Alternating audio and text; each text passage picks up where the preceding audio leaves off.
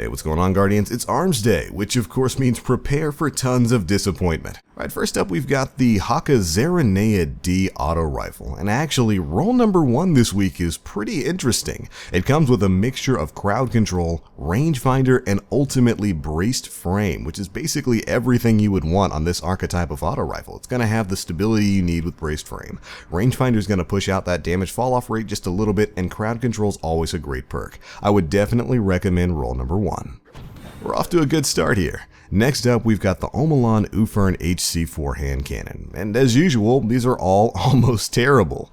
Of the 3, roll number 2 is probably going to be the best of the bunch. It does come with sure shot iron sights, Zen moment, rifled barrel, and life support, which means overall it can be a pretty decent PvE hand cannon. Really, you should probably hold out for a better HC4 package, but if you have to pick one up, roll number 2 is going to serve you the best. Finally, we've got the DIS-43, and really this is more of the same here. None of the 3 rolls are really spectacular. They've all got 1 or 2 perks that would make them decent, like counterbalance on roll number 3 here, but they just don't have the supporting perks to really give you a standout roll. Number 2 is probably the most interesting in that it gives you a mixture of perfect balance and injection mold, but then again you've got Take a Knee there, which doesn't do too much for you. Ultimately, I would recommend holding off on this package until we get a better roll of it. Alright, next up we've got the Ginga D shotgun, and this shotgun is just not a great example of the kind of weapon you would want to get. Now, roll number 1 is probably going to be the most interesting in that it has Army of 1 and Hot Swap mixed in with rifled barrel, so it does hit a pretty decent range stat, but anytime you have a shotgun with 3 rounds in the magazine and base stats like this, it's just not going to be able to compete with stuff like the Party Crasher, and especially the Metador 64. You know, because it's the meta.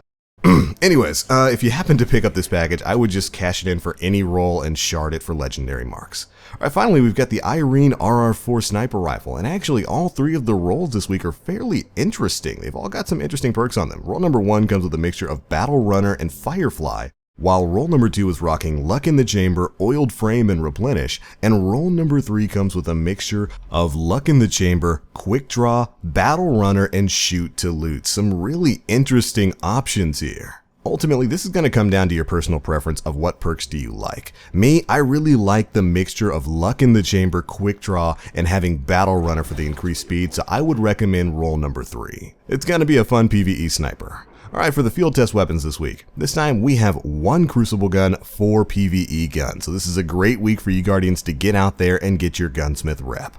Alright, and finally for next week's orders, we have the Suros RE41 auto rifle, the omalon FR4 fusion rifle, the omalon HC4 hand cannon, the omalon HC4 hand cannon, and finally the omalon Uzume RR4 sniper rifle. Gonna be a big week for omalon next week.